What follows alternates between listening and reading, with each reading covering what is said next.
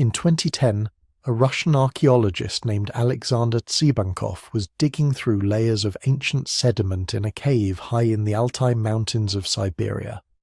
Cold, remote, barely accessible. The kind of place where you wouldn't expect to find anything that would rewrite human history. He pulled out a fragment of bone, small, dirty, unremarkable. Just a piece of a finger from someone who died tens of thousands of years ago. Nobody could have guessed that this tiny bone fragment would reveal the existence of an entire human species that science didn't know existed. If you're using this to fall asleep, that's exactly why I make these videos, so subscribe maybe, and tell me where you are and what time it is. I check the comments and it's wild. Tokyo at sunrise, London at lunch, Los Angeles at lights out all at once. That bone fragment, when analysed, contained DNA that didn't match any known human species. Not Homo sapiens, not Neanderthals. Something else entirely. Scientists name them Denisovans, after the cave where they were found. And here's what keeps researchers awake at night. We know almost nothing about them. No complete skeleton, no clear pictures of what they looked like, no cave paintings or burial sites that tell us about their culture, just fragments, DNA, traces, echoes of a lost people who vanished from the earth without leaving a clear record of their existence. But here's the thing that makes this story even more haunting. They didn't completely disappear. Parts of them are still here. Inside us. Between 3 and 6% of the DNA in modern Melanesians and Aboriginal Australians comes from Denisovans. Tibetans carry Denisovan genes that help them survive at high altitudes. People across Asia and Oceania are walking around with genetic gifts from a mysterious species that went extinct at least 30,000 years ago. Today, we're the only human species left on Earth. Just us, Homo sapiens, alone. But for most of human history, we weren't alone. Earth was home to multiple human species living at the same time. Neanderthals in Europe and the Middle East, Homo erectus in Asia, Homo floresiensis, the hobbits on Indonesian islands, and the Denisovans scattered across Asia, surviving in some of the harshest environments on the planet. They all vanished, every single one, except us. Tonight, we're going on a journey back through time to meet the most mysterious of all these lost human species, the Denisovans. We'll walk through their world, explore how they lived, and try to understand how they encountered and interbred with our own ancestors. We'll look at the fragments of evidence, the DNA sequences, the archaeological mysteries that have scientists racing to caves across Asia, searching for answers. Who were the Denisovans? What did they look like? How did they survive in frozen Siberian caves and tropical Southeast Asian islands? Why did they disappear when we survived? And most intriguing of all, what does it mean that we still carry pieces of them inside our own DNA? These are questions without complete answers. The Denisovans remain ghosts in our genetic code, a species known more from absence than presence. But every year scientists uncover new clues. A jawbone in Tibet, genetic traces in cave sediments, ancient proteins that reveal unexpected connections. The story of the Denisovans is the story of a species that vanished without a trace, leaving only whispers in our DNA and fragments in frozen caves. It's a mystery that reminds us how strange and uncertain our own origins really are. Let's begin. 'Cause here's the thing about lost human species. We can theorize about them all we want, construct elaborate evolutionary trees, argue about ancient DNA and population genetics. But until you find physical evidence, until you hold actual bone in your hand, it's all just educated guessing. And sometimes The most important discoveries in human history come from the smallest, most unassuming fragments imaginable. March 2008. Denisova Cave, nestled in the Altai Mountains of southern Siberia. If you've never been to this part of the world, picture this. Vast mountain ranges stretching to the horizon, dense pine forests, rivers cutting through valleys that have existed for millions of years. The cave itself sits about 700 meters above sea level, looking out over the Anhui River Valley. It's not a dramatic entrance, not some massive cathedral-like cavern, just a modest opening in the limestone, the kind of place you might walk past without a second glance. But archaeologists had been working this cave for decades. Since the 1970s, Soviet and Russian teams have been carefully excavating layer after layer of sediment, finding stone tools, animal bones, evidence of human occupation going back thousands of years.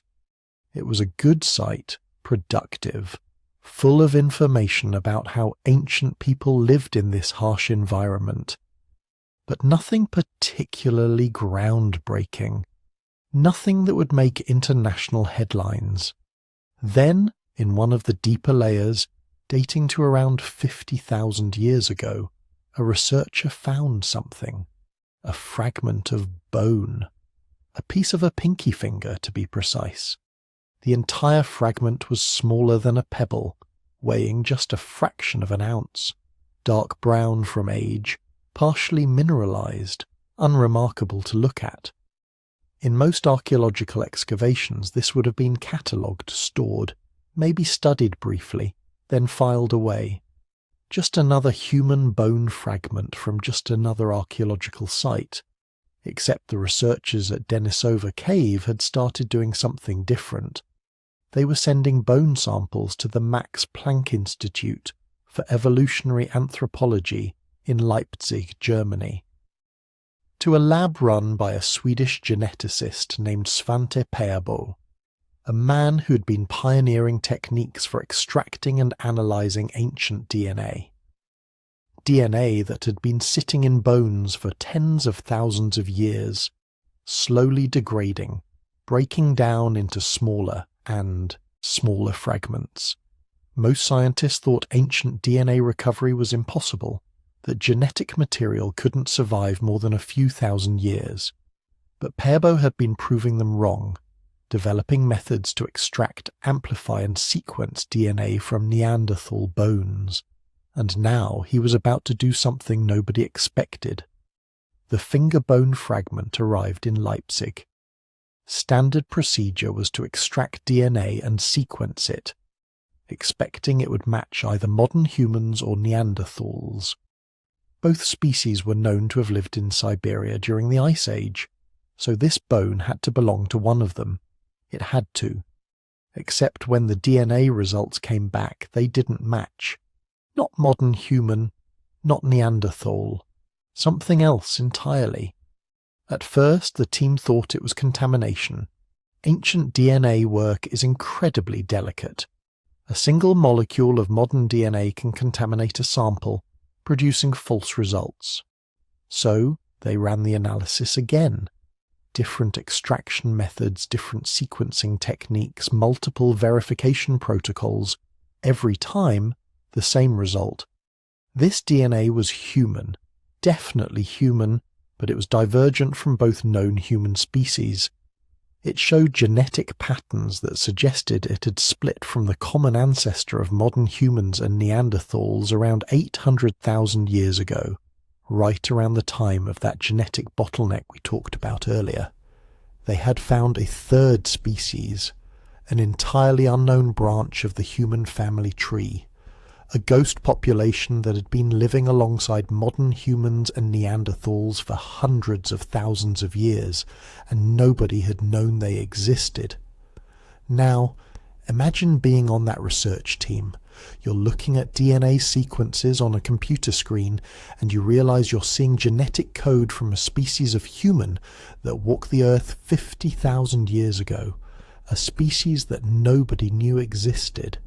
a species that has been extinct for millennia, but whose genetic signature is right there in front of you, clear as day. It's like finding a completely new colour that nobody has ever seen before. Your brain struggles to process what you're looking at because it challenges everything you thought you knew. The scientific verification process that followed was intense. Pabo's team is cautious, methodical. They had to be. Announcing a new human species based on a single finger bone fragment would subject them to massive scrutiny. Other researchers would assume error, contamination, misinterpretation, so they sequenced the DNA multiple times from different parts of the bone. They compared it against every known human genome in their database. They ran statistical analyses to calculate the probability of error. They checked and rechecked until they were absolutely certain.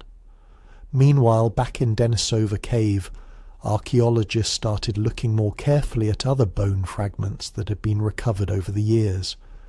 Thousands of bones had been excavated from the cave, most of them from animals: cave bears, woolly, mammoths, ancient horses, reindeer.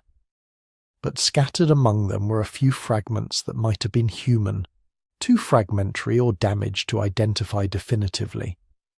Now, those fragments took on new significance.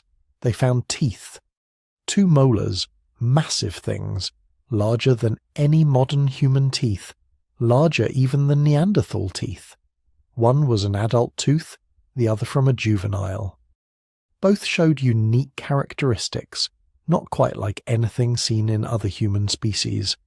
The cusps were arranged differently, the roots were unusually large, the overall morphology was distinct. Then, in 2015, another team member found a skull fragment. Just a piece of cranium, but enough to show that whoever these people were, they had robust bone structure, thick skulls adapted for a harsh environment. That's it. That's the entire fossil record. 1 finger bone fragment, 2 teeth, a few skull pieces, and some additional bone fragments that might or might not belong to the same species. If you gathered every physical fossil of Denisovans ever found, you could hold them all in one hand. From these tiny fragments, scientists were trying to reconstruct an entire species, understand their place in human evolution, figure out how they lived, where they went, why they disappeared. But here's where it gets really wild. The cold Siberian climate that made life so difficult for ancient humans turned out to be perfect for preserving DNA. Temperatures in Denisova Cave remain cold year-round, just above freezing. This slowed the degradation of genetic material dramatically. While DNA from bones in warmer climates breaks down within a few thousand years, becoming too fragmented to analyze, DNA in these Siberian fossils remained intact enough to sequence even after 50,000 years. This preservation was so good that Pabo's team was able to extract not just fragments of DNA, but entire genomes.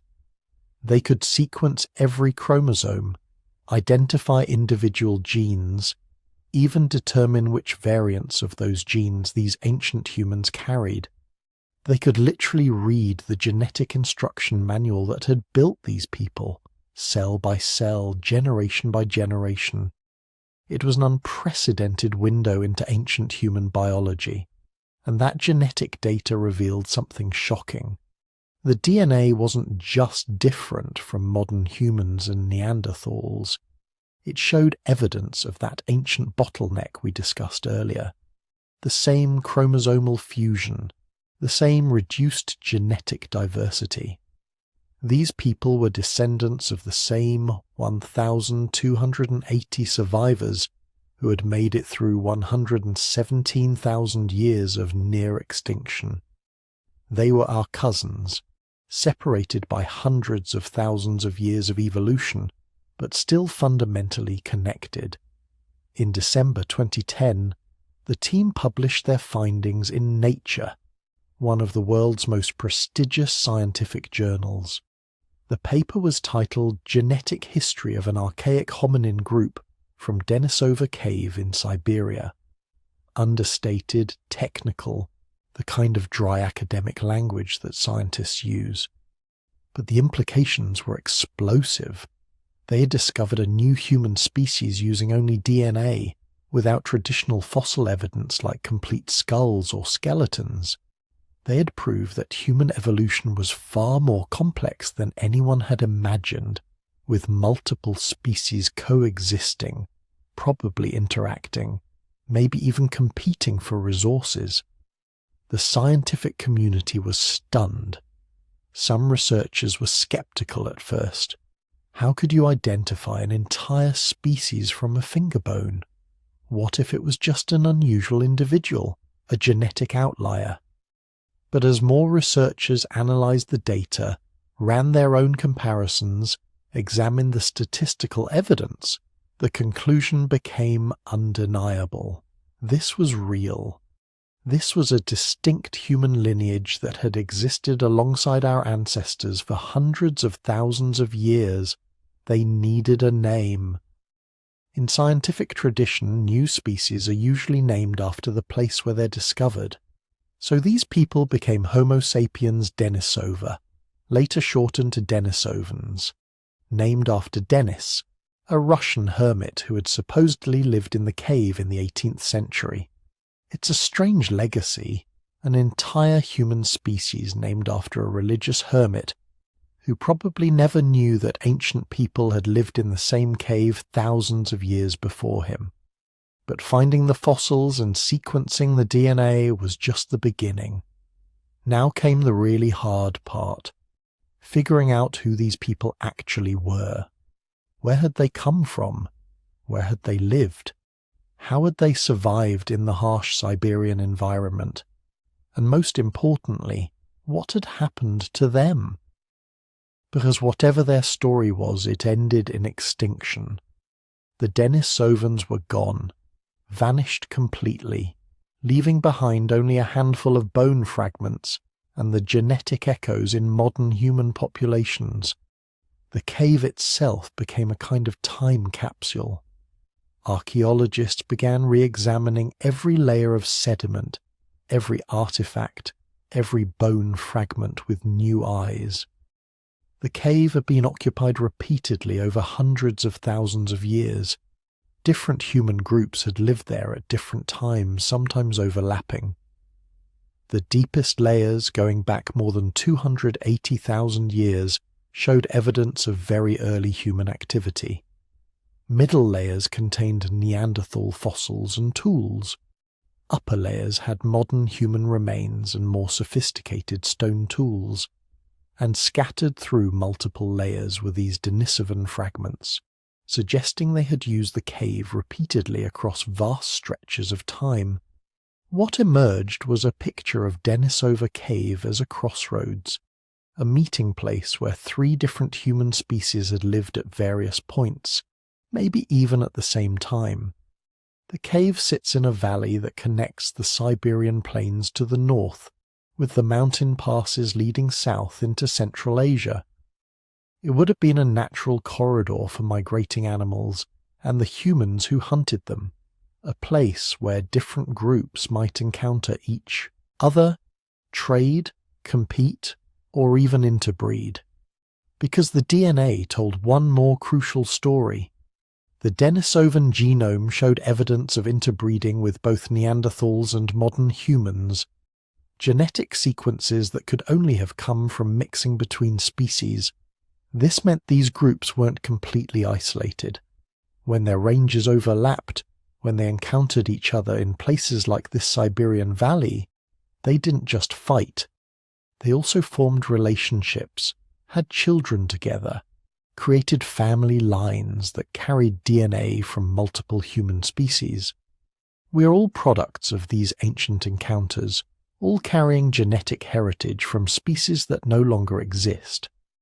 And it all started with one tiny finger bone, smaller than a pebble, found in a cave in Siberia. Sometimes the most important discoveries come in the smallest packages, and sometimes understanding where we came from requires us to look at fragments of the past and imagine the whole.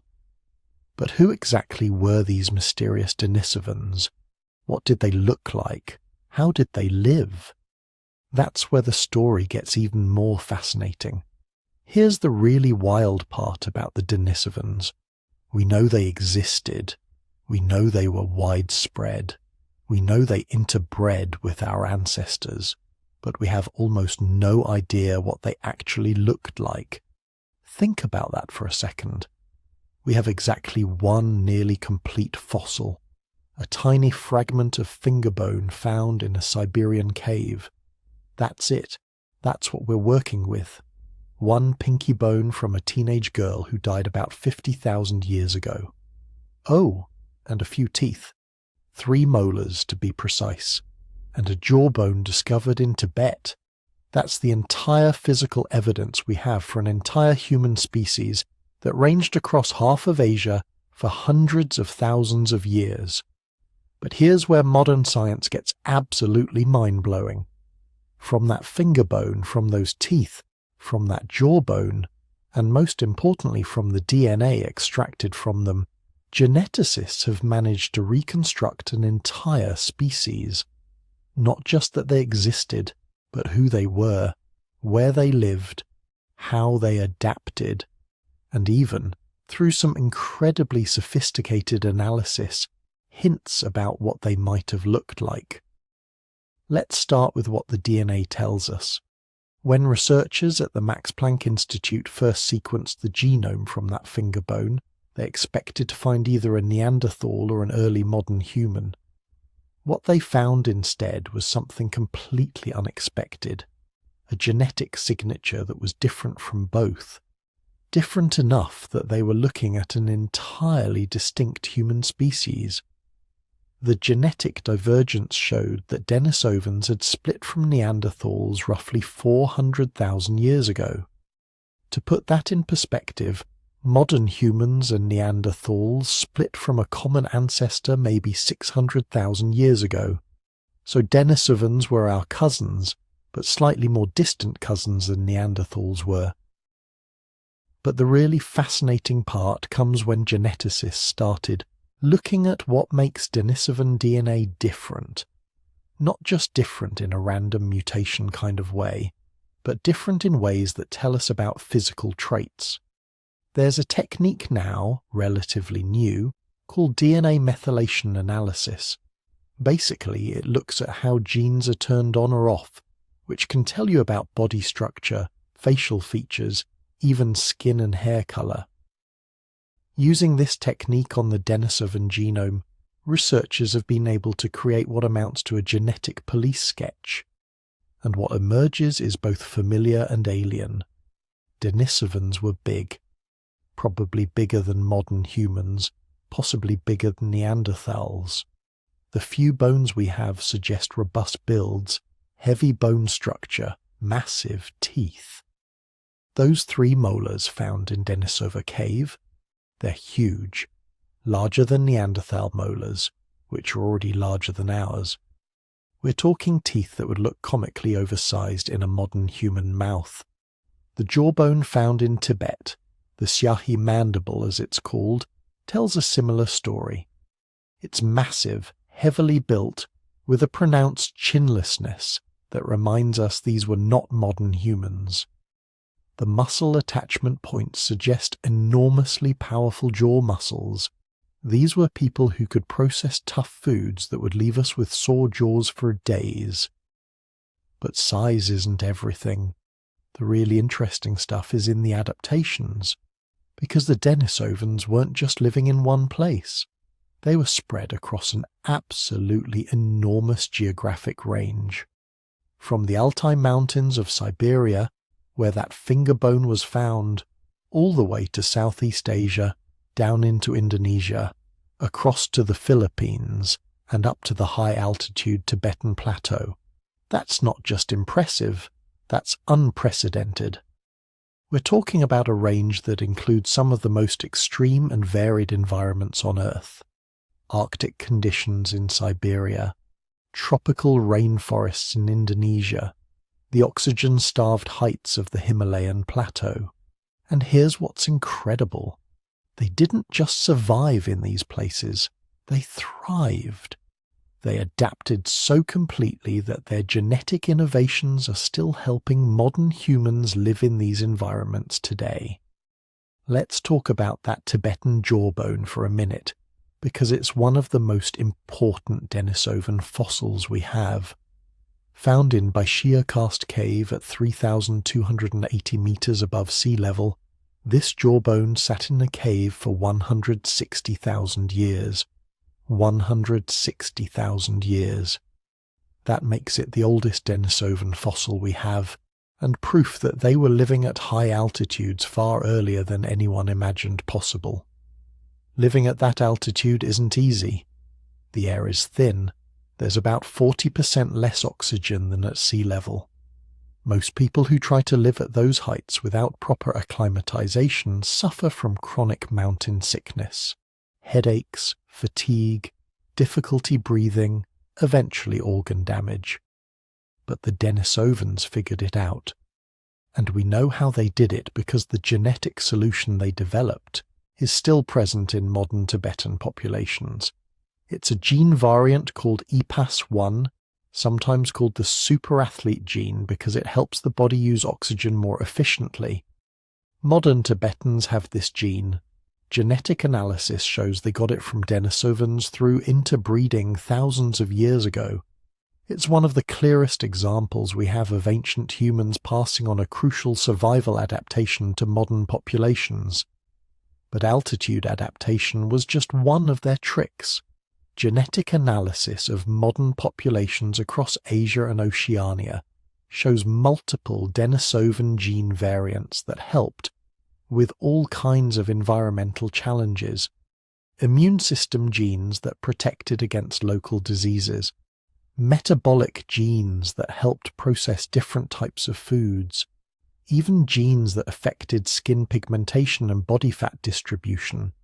The picture that emerges is of a human species that was incredibly adaptable, not through culture and technology alone, though they had that too, but through rapid biological adaptation. They were evolution in action, constantly adjusting to new environments, developing new genetic solutions to survival challenges. Now, you might be wondering about their brains, their intelligence, their capacity for culture. Did they think like us? Did they have language, art, symbolic reasoning?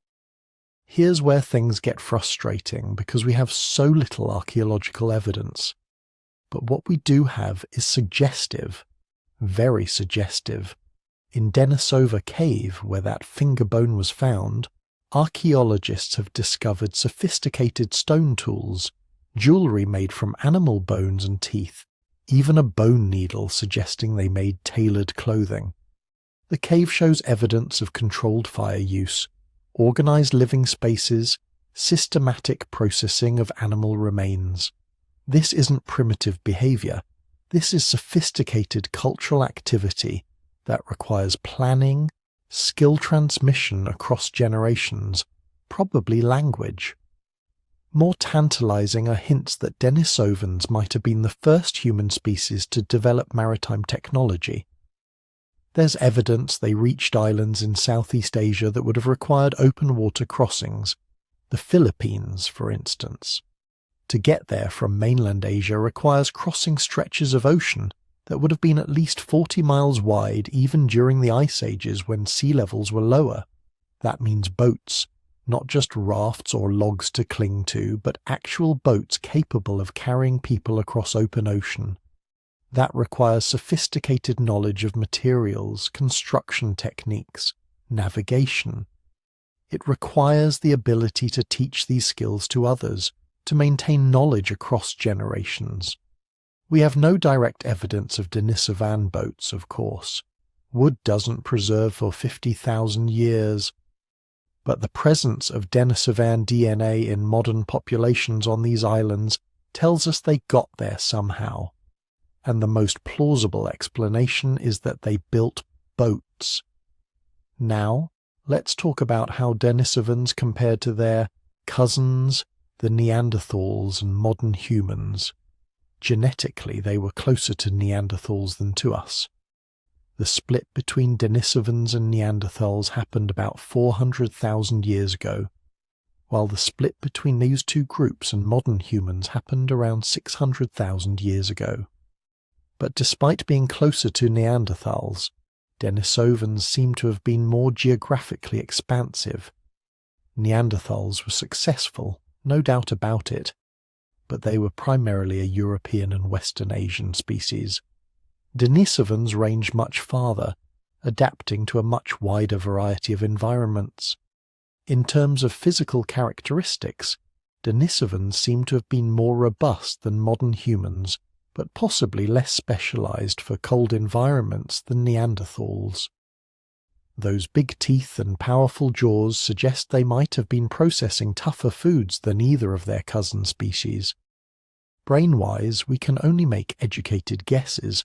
The skull fragments we have suggest cranial capacities in the same range as Neanderthals, possibly slightly larger than modern humans. But brain size isn't everything. It's organization and connectivity that matter for intelligence. What we can say is that Denisovans were clearly capable of sophisticated behavior. They made complex tools, adapted to extreme environments, possibly developed maritime technology, and successfully competed with other human species for hundreds of thousands of years. That requires significant cognitive abilities. Population-wise, genetic diversity in the Denisovan genome tells an interesting story. The original finger bone shows surprisingly high genetic diversity, much higher than modern humans but similar to what we see in Neanderthals. This suggests Denisovan populations were reasonably large, at least in some regions and time periods. But here's where it gets complicated. Further genetic analysis shows evidence of at least 3 distinct Denisovan populations that were separated long enough to develop significant genetic differences. There were Siberian Denisovans, Southeast Asian Denisovans, and what some researchers call a third mystery population, whose genetic signature shows up in some modern populations but doesn't match either of the other two groups. This tells us that Denisovans, like Neanderthals and modern humans, weren't one monolithic species spread uniformly across their range. They were multiple populations, separated by geography, probably by culture, evolving semi-independently, but occasionally coming back into contact and interbreeding. Think of them as a network of related populations rather than a single unified group. Some populations probably never encountered others. A Denisovan group in Siberia might have lived their entire existence without ever meeting their cousins in Southeast Asia. Yet they were all still Denisovans, all still carrying that fundamental genetic signature that mark them as distinct from both Neanderthals and modern humans, all still possessing those remarkable adaptive capabilities that let them thrive in environments from Arctic tundra to tropical islands. And here's the truly remarkable thing. For hundreds of thousands of years, these people lived, loved, raised children, developed technologies, told stories we'll never hear, and solved problems we can barely imagine. They were fully human in every way that matters, just a different branch of humanity than the one that eventually survived. They had fears and hopes. They cared for their sick and buried their dead. They looked up at the stars and wondered what they were seeing.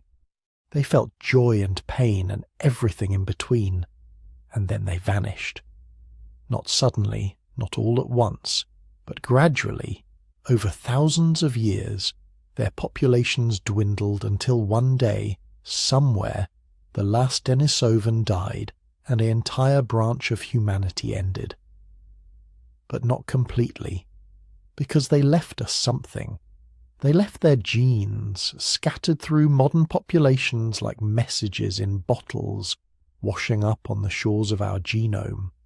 They left us high-altitude adaptations and immune system variants and metabolic innovations that are still helping people survive in challenging environments today. They left us the mystery of who they were and where they went, and that mystery, frustrating as it is, reminds us of something important. The story of humanity is bigger, stranger, and more complex than we ever imagined. We are not now, and never have been, the only humans, just the ones who happen to survive. Now here's where things get really interesting, because we're not just talking about DNA sequences and genetic markers anymore. We're talking about actual people. Real humans who woke up every morning in a world we can barely imagine, who faced challenges we've never encountered, who solved problems we'll never have to solve. So what was life actually like for the Denisovans? Start with where they lived. The Denisova Cave in Siberia wasn't just a random shelter, it was a carefully chosen home. The cave sits at an altitude of about 2,300 feet, positioned perfectly to overlook the Anhui River Valley. From the entrance, you could see for miles, watch for approaching animals, spot potential threats, monitor the movement of herds. Archaeological excavations have revealed that Denisovans occupied this cave not for years or decades, but for hundreds of thousands of years, layer after layer of sediment, each containing evidence of human activity. Stone tools, animal bones, charcoal from fires. This wasn't a temporary camp, this was home. The cave itself provided ideal living conditions for the Ice Age. Natural insulation from the brutal Siberian winters, protection from the wind and snow, multiple chambers where different activities could take place, cooking in one area, toolmaking in another, sleeping spaces in the back where it stayed warmest. But here's what really tells us about their intelligence. They managed fire with incredible sophistication, not just keeping fires burning, but controlling them. Archaeological evidence shows carefully constructed hearths, positioned to maximize heat distribution while minimizing smoke. They understood ventilation, knew how to arrange stones to radiate heat long after the flames died down. This is advanced environmental engineering. It requires understanding cause and effect, the ability to plan and modify your environment systematically. It's the kind of thinking that separates humans from animals. And the Denisovans weren't just living in caves. Genetic evidence suggests they spread across an enormous range of environments, from the Siberian mountains to the tropical islands of Southeast Asia. Each environment would have required different survival strategies, different shelters, different technologies. In high-altitude regions, they developed genetic adaptations to process oxygen efficiently, but they also needed behavioral adaptations, building windbreaks, creating insulated clothing from animal skins, understanding which plants could survive at elevation and which animals migrated through at different seasons. Groups that reached Southeast Asian islands would have needed entirely different skills: boat building, navigation, understanding tides and currents, the ability to carry fire across water or create it from scratch on new islands. This tells us something profound. The Denisovans weren't just adapted to one environment, they were adaptable, period. They could look at any landscape and figure out how to survive there. Now let's talk about their tools, because this is where the archaeological evidence gets really exciting. The stone tools found in Denisova Cave show a level of sophistication that would have impressed any Ice Age human. We're not talking about simple hand axes here. We're talking about carefully crafted implements designed for specific purposes, scrapers with precisely angled edges for processing animal hides, cutting tools with hafted handles, attached using plant resins and animal sinew.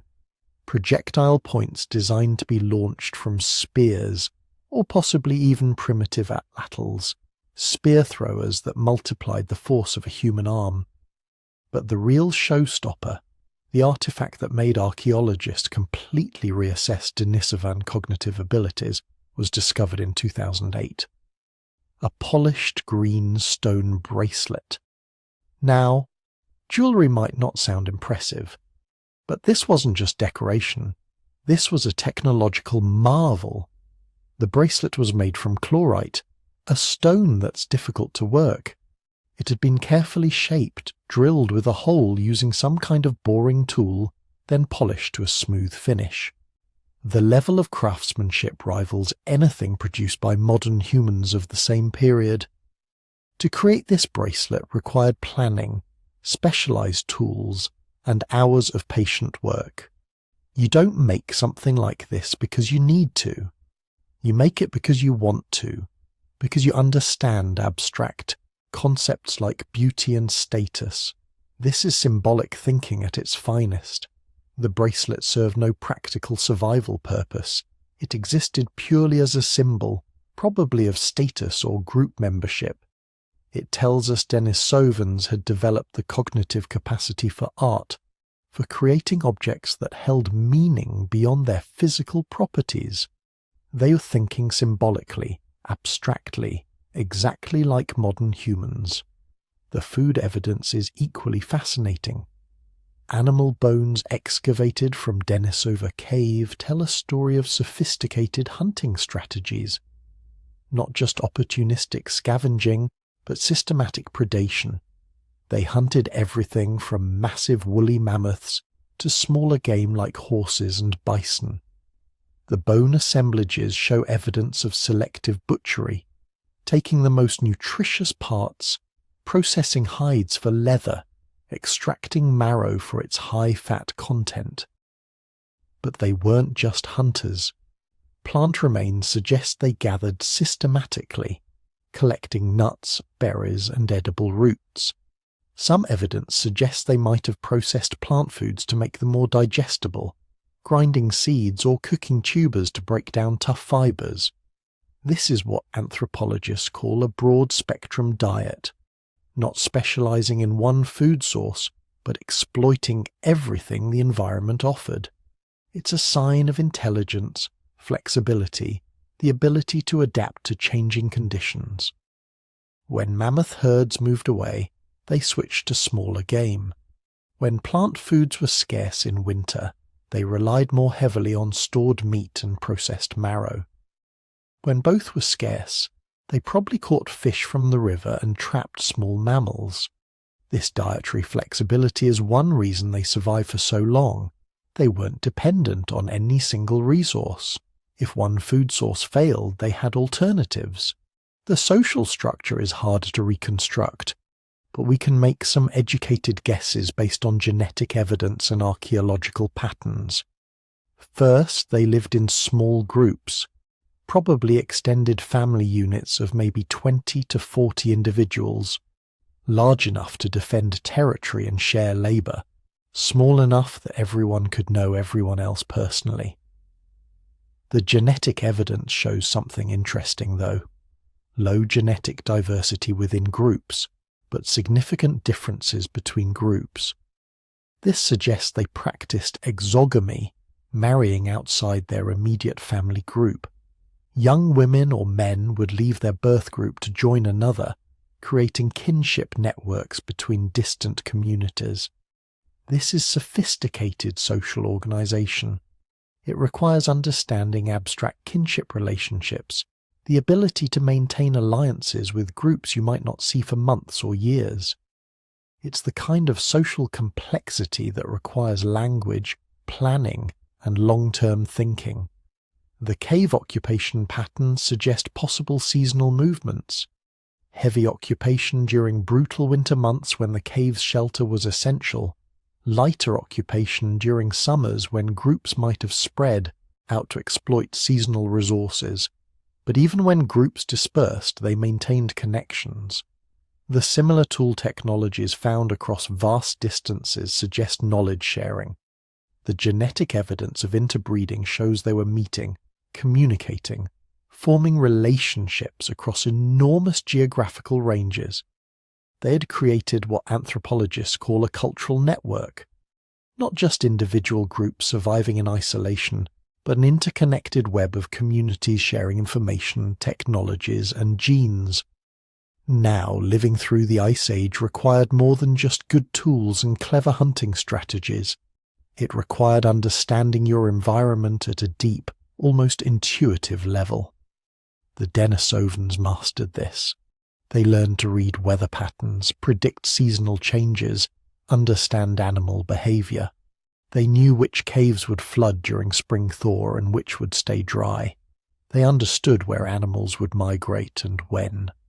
They could look at the sky and predict whether tomorrow would bring clear weather or deadly storms. This knowledge was cumulative, passed down through generations. Children learned from parents who learned from grandparents, each generation adding their own observations to a growing body of environmental knowledge. The genetic adaptations we discussed earlier, the high-altitude variants, the improved oxygen processing, these didn't develop in isolation. They evolved alongside behavioral adaptations. The Denisovans weren't just genetically equipped for harsh environments. They had cultural knowledge about how to survive there. High-altitude populations knew which plants could treat altitude sickness. They understood that you needed to ascend gradually, give your body time to adapt. They probably had strategies for keeping warm and preventing frostbite that we've lost.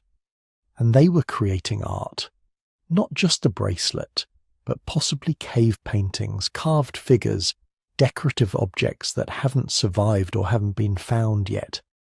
The cognitive capacity required to create symbolic art is the same capacity needed for complex language, abstract reasoning, planning for the distant future. If Denisovans could make jewelry, they could tell stories. If they could tell stories, they could share knowledge across generations in ways that transcended direct experience. Imagine sitting around a fire in Denisova Cave 50,000 years ago. Outside, winter storms howl through the Siberian mountains. Inside, it's warm, the fire carefully maintained, smoke drifting up toward natural vents in the cave ceiling. Children are learning to chip stone, their small hands guided by experienced adults. Someone is scraping a hide, preparing leather for winter clothing. Others are processing food, maybe grinding plant materials or cutting meat into strips for drying. And someone is talking, sharing stories about successful hunts, teaching younger members about distant territories, passing on knowledge about which plants are edible and which are poisonous, warning about dangers and describing opportunities. This is humanity.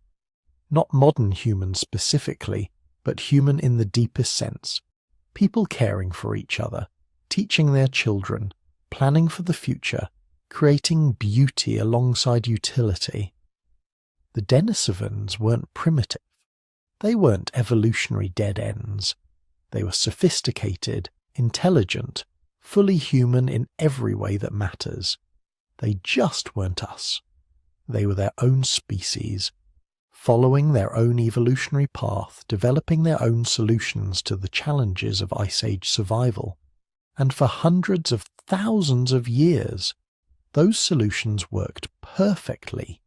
They thrived in environments that would kill modern humans without advanced technology. They spread across a third of the world. They developed technologies and survival strategies that were so effective their genetic legacy still helps modern populations survive in extreme environments. But their success was about to be tested in ways they couldn't have anticipated, because another human species was expanding out of Africa. And when modern humans and Denisovans finally met, everything would change. Picture this. Somewhere in southern Siberia, About 90,000 years ago, a woman walks through a limestone cave. She's a Neanderthal with the characteristic robust build and prominent brow ridge that mark her species. She's lived in this region all her life, hunting mammoth and reindeer through the long Siberian winters. She knows every valley, every mountain pass, every place where edible plants grow during the brief summers. And somewhere in these mountains, she meets a man unlike anyone she's known before. He's taller than the Neanderthals she's grown up with, more graceful, but clearly human. He speaks differently, but they can communicate. The genetic evidence suggests they could do more than communicate. They formed a partnership. Maybe it was love, maybe it was political alliance between two groups, maybe it was just two lonely people finding companionship in a harsh landscape. We'll never know the emotional details, but we know what happened next. They had a daughter, and 90,000 years later, scientists would find her bones and call her Deni. She would become the most important fossil in the study of human interbreeding. Because here's what makes Deni extraordinary. Her mother was Neanderthal. Her father was Denisovan. She was a first-generation hybrid between two distinct human species. The direct, undeniable proof that different human species didn't just coexist. They formed intimate relationships. They built families together. Think about what that means. For this interbreeding to happen, these species had to recognize each other as fundamentally human. They had to be able to communicate well enough to form relationships. They had to find each other attractive enough to become intimate partners, and most importantly, their offspring had to be viable, healthy enough to survive to adulthood. Because Deni wasn't a baby when she died. She was at least 13, possibly older. She lived for years as a hybrid between two species. Her body carried genes from both parents, a unique combination of Neanderthal and Denisovan traits that had never existed before and would never exist again. But she wasn't alone. The genetic evidence shows that interbreeding between human species wasn't some rare accident. It happened repeatedly, across thousands of years, in multiple locations around the world. Every time different human species encountered each other, at least some of them chose to form relationships across species lines. The cave where Deni's bones were found, Denisova Cave in the Altai Mountains of Siberia, is itself a testament to these encounters. Archaeological excavations have revealed something remarkable.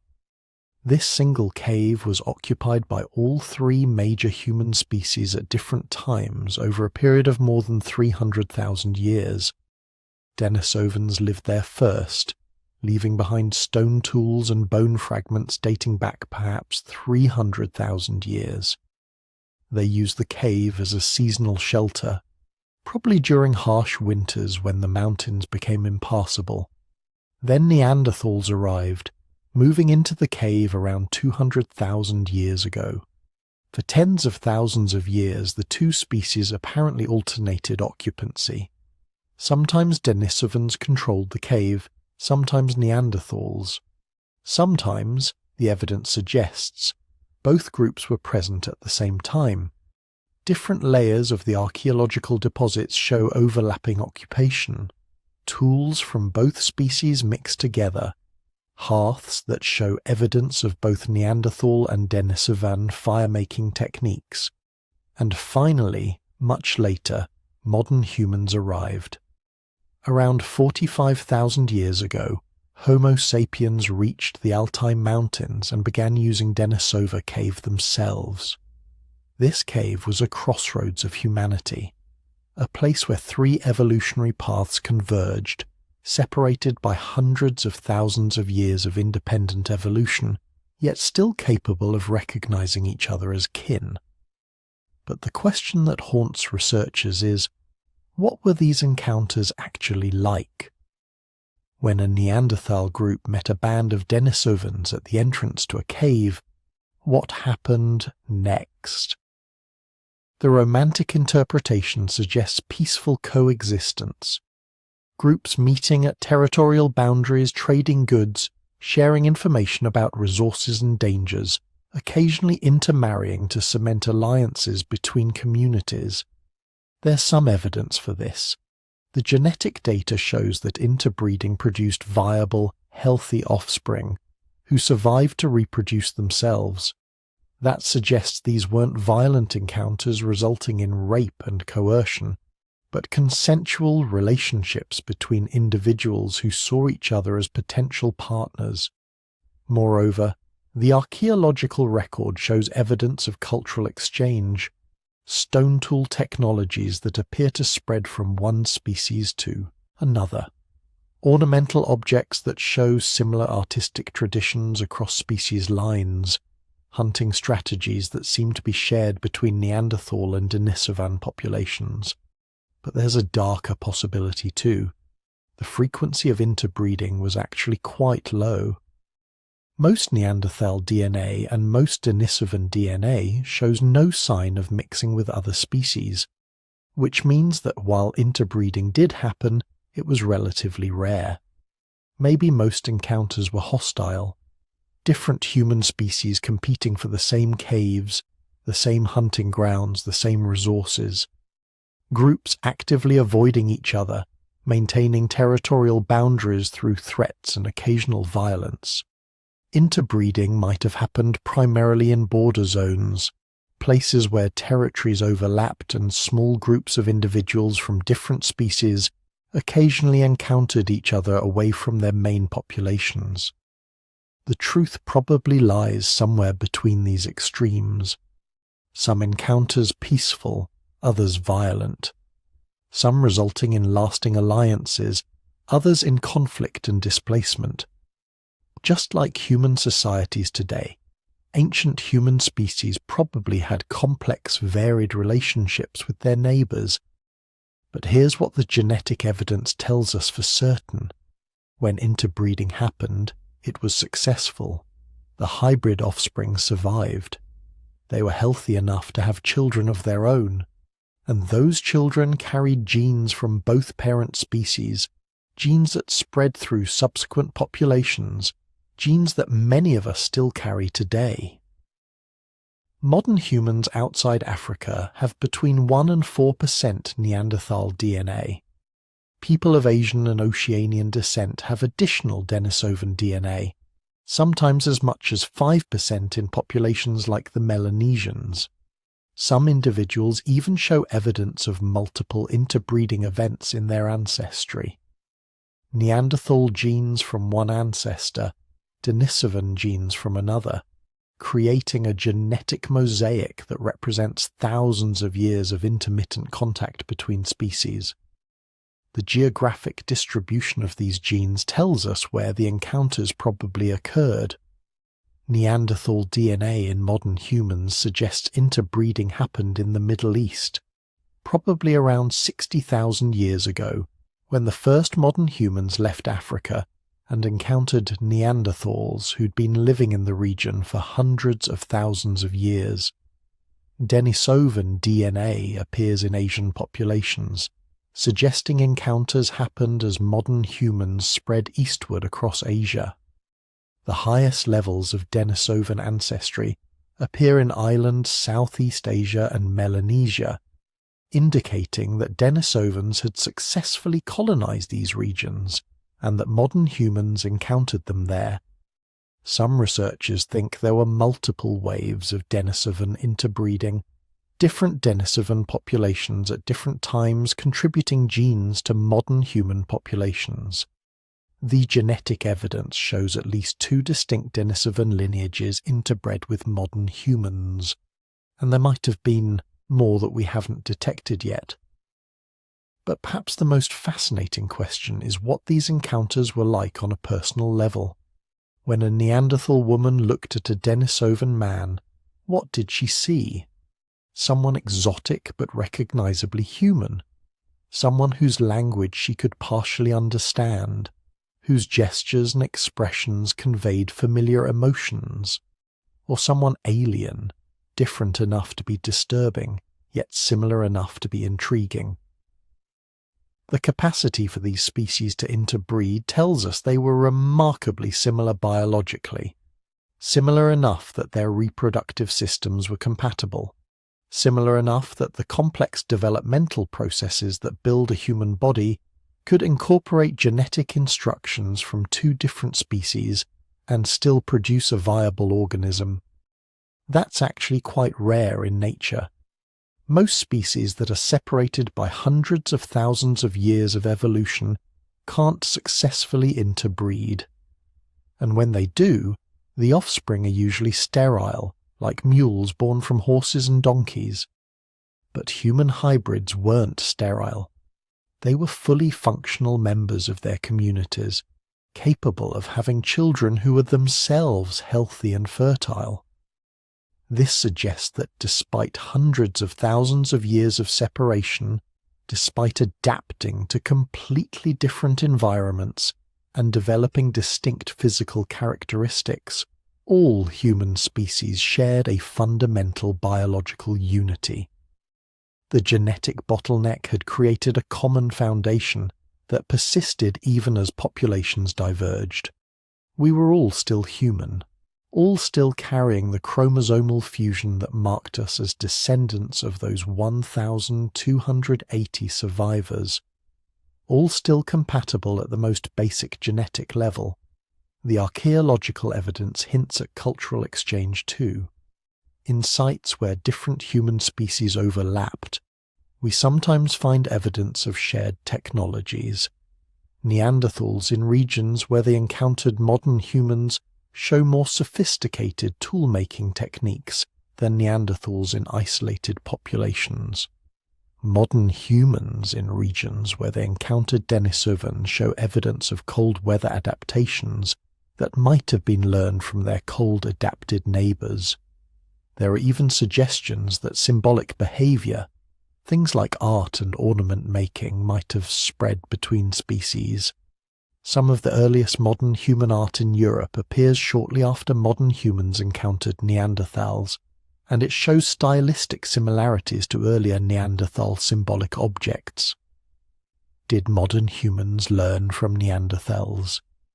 Did Neanderthals teach their modern human neighbours the survival skills that had kept them alive through Ice Age winters? Or was this independent invention, similar solutions to similar problems arising coincidentally? We can't know for certain, but the fact that genes crossed species boundaries suggests ideas probably did too. If individuals were forming relationships intimate enough to produce children, they were almost certainly sharing knowledge, teaching each other survival techniques, telling stories about their respective peoples. Deni's existence proves that these encounters could be peaceful, intimate, and productive. Her parents came from populations that had been separated for perhaps 400,000 years. They spoke different languages, came from different cultures, probably looked noticeably different from each other, yet somehow they connected. They formed a relationship stable enough to produce a child and raise her to adolescence. That speaks to something profound about human nature. Even across the boundaries of species, even separated by hundreds of thousands of years of independent evolution, humans recognized each other as kin. We were drawn to each other, curious about our distant cousins, willing to form connections that transcended biological and cultural differences. But these encounters were also temporary. As modern human populations grew and spread, the other human species began to disappear. Neanderthals vanished around 40,000 years ago. Denisovans probably disappeared around the same time, though some populations might have survived slightly longer in isolated regions. Were they outcompeted by modern humans, absorbed through interbreeding until they ceased to exist as distinct populations? Or did climate change and other environmental factors simply favour modern human adaptations over Neanderthal and Denisovan ones? Whatever the cause, the age of multiple human species was ending. The encounters that had defined human evolution for hundreds of thousands of years were coming to a close. Soon, only one human species would remain, but we would carry the genetic legacy of all three, living proof that for a brief moment in evolutionary history, multiple kinds of humans walked the earth together, met at cave entrances, formed relationships, and created children who bridged the gap between species. So here's where this story gets personal, because you might be thinking, this is all just ancient history, dusty bones in caves, academic debates about extinct species that have nothing to do with your life. But here's the thing, if you're watching this video, there's a decent chance you're carrying Denisovan DNA in your cells right now. Not a metaphor, not symbolic.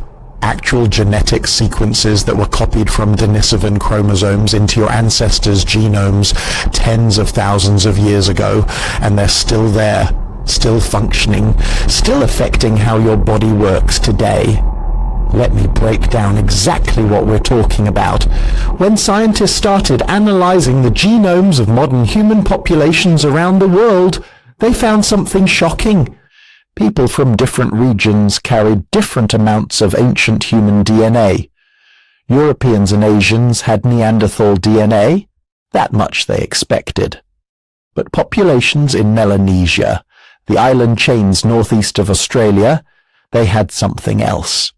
Something that didn't match the Neanderthal signature. That's when they realized these people were carrying Denisovan genes. Melanesians, populations in Papua New Guinea, Fiji, Vanuatu, and surrounding islands, they carry the highest percentage of Denisovan DNA of any living humans. We're talking about 4 to 6% of their total genome. Think about that. 1 out of every 20 genes in their DNA came from a completely different human species.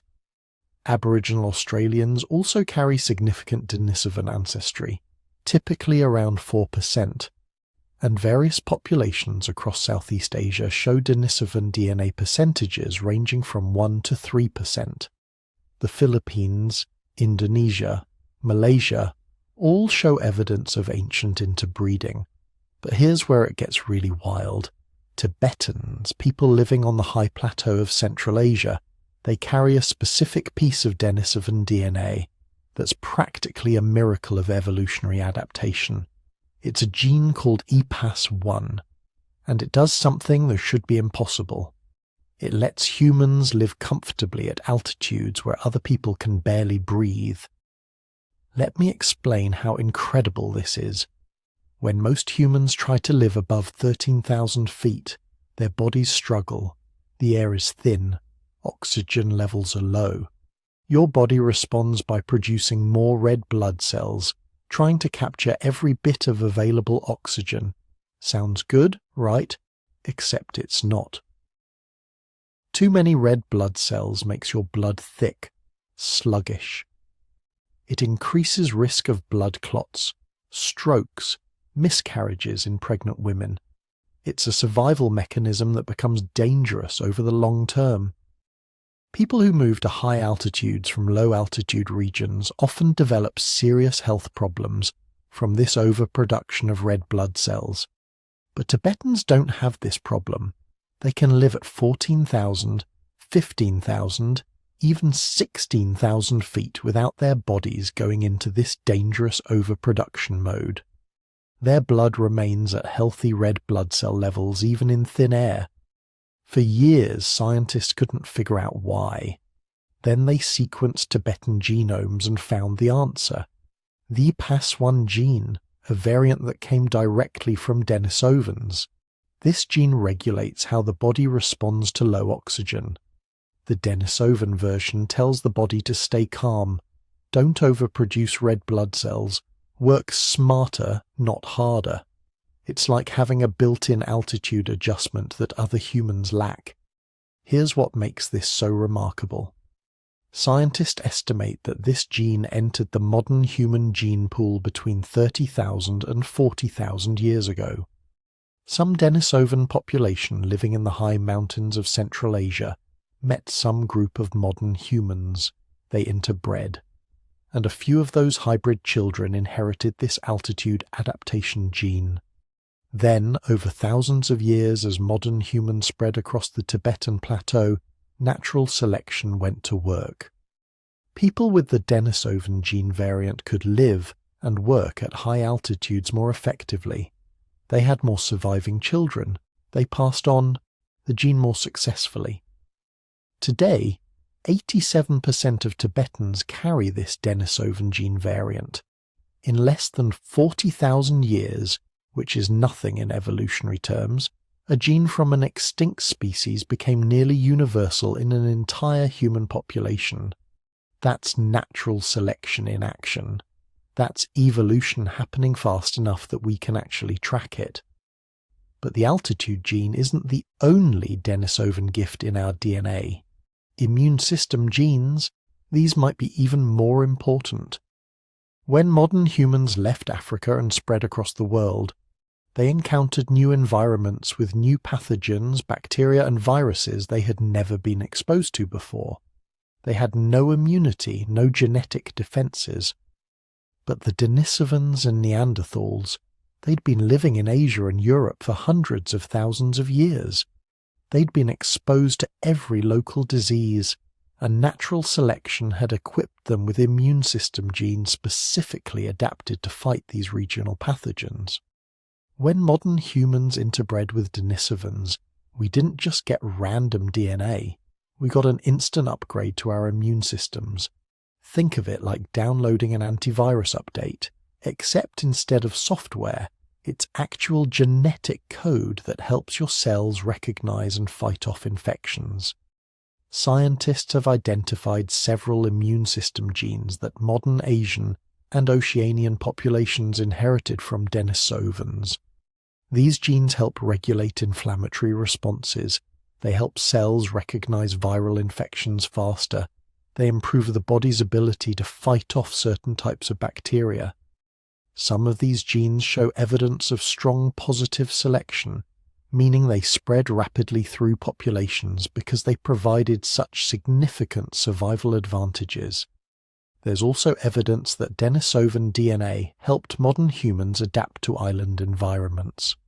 Populations in Southeast Asia and Oceania carry Denisovan gene variants related to fat metabolism and body temperature regulation. These might have helped their ancestors survive in tropical climates or adapt to diets heavy in marine resources.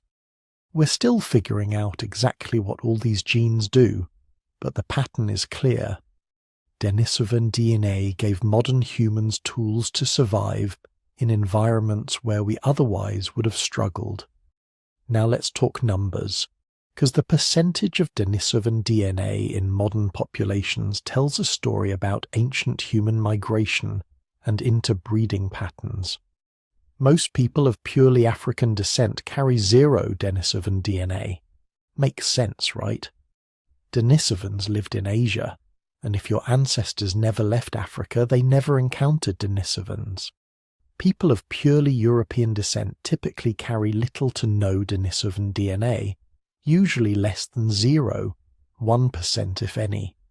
Europeans have Neanderthal DNA, but their ancestors' migration routes apparently didn't overlap much with Denisovan territories. East Asians, populations in China, Japan, Korea, they typically carry around 0.2 to 0.4% Denisovan DNA. Still, relatively low, but clearly their ancestors had some contact with Denisovan populations. Then you get to Southeast Asia, and the percentages start climbing. Thai populations, Vietnamese, Filipino populations, they range from 1 to 3% Denisovan DNA. Aboriginal Australians, around 4%. And Melanesian populations, the highest in the world at 4 to 6%. This tells us something important about how modern humans spread across the world. The ancestors of Melanesians must have taken a migration route that brought them into extensive contact with Denisovan populations. They didn't just meet once, They lived alongside each other, interbred repeatedly over thousands of years. Some scientists think there might have been entire hybrid populations, communities where Denisovans and modern humans lived and bred together for generations before one population was absorbed into the other. But here's where the story gets even stranger. When scientists look closely at the Denisovan DNA in different modern populations, they find something unexpected. It's not all from the same Denisovan population. The Denisovan DNA in Melanesians looks slightly different from the Denisovan DNA in East Asians, which looks different from the Denisovan DNA in the high-altitude gene in Tibetans. This suggests modern humans didn't just encounter one Denisovan population. We encountered multiple genetically distinct Denisovan groups spread across Asia and Oceania. Each group had been evolving separately for tens of thousands of years, developing their own unique genetic signatures. And then there's the ghost DNA. This is where things get really mysterious. When geneticists analyze the genomes of modern human populations, especially in Asia and Oceania, they find segments of DNA that don't match any known human species. Not modern human, not Neanderthal, not Denisovan, something else. These ghost lineages, as scientists call them, suggest there were other human species out there that we haven't discovered yet. Species that left no fossils we've found, no archaeological traces, nothing except a few fragments of DNA in modern human genomes, proof that we met them, interbred with them, and then they vanished. One of these ghost populations seems to have lived in Southeast Asia. Modern humans encountered them, interbred, and then they disappeared, leaving only genetic traces. Another possible ghost population lived in East Asia. Some researchers think there might have been 3 or 4 unknown human species that modern humans encountered and absorbed as we spread across the world. We're walking around with DNA from species we haven't even named yet, species we know existed only because their genes are still functioning in our bodies. What does all this mean for our understanding of human evolution? It completely changes the story we've been telling ourselves. For decades, the narrative was simple. Modern humans evolved in Africa, left around 60,000 years ago and spread across the world, replacing all other human species. Clean, simple, one species conquering the globe. But the genetic evidence tells a much more complicated story. Yes, modern humans spread across the world, but we didn't replace other human species so much as absorb them. We interbred with every human species we encountered. Neanderthals, Denisovans, probably several others we haven't identified yet. Every time we met another human species, at least some individuals on both sides chose to breed together, creating hybrid children who carried genes from both populations. Some of those hybrid children survived, reproduced, passed on their mixed heritage. Over thousands of years, the distinct human species merged genetically, creating the diverse populations we see today. We're not pure anything, we're all hybrids, all carrying pieces of multiple human species in our DNA. The story of human evolution isn't one of conquest and replacement, it's a story of mixing, merging, and mutual adaptation. We survived not by staying pure, but by borrowing the best survival traits from every human species we encountered. And here's the really personal part. You can actually find out if you carry Denisovan DNA yourself.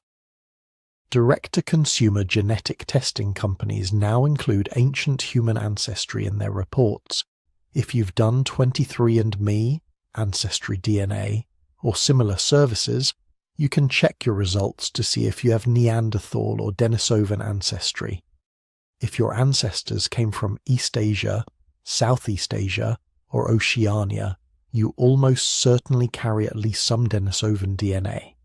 You can see exactly which chromosome segments came from ancient humans, sometimes even which specific genes.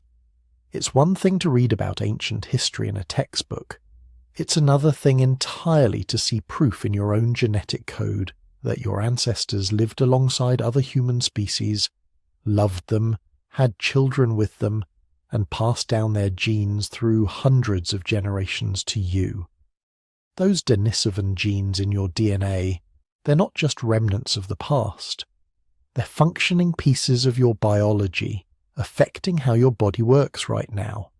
If you carry the EPAS1 gene, it's helping regulate your oxygen response. If you carry Denisovan immune system genes, they're helping your cells fight infections. These aren't fossils, they're living, working genes that have been continuously active for 40,000 years, helping every generation of your ancestors survive just a little bit better.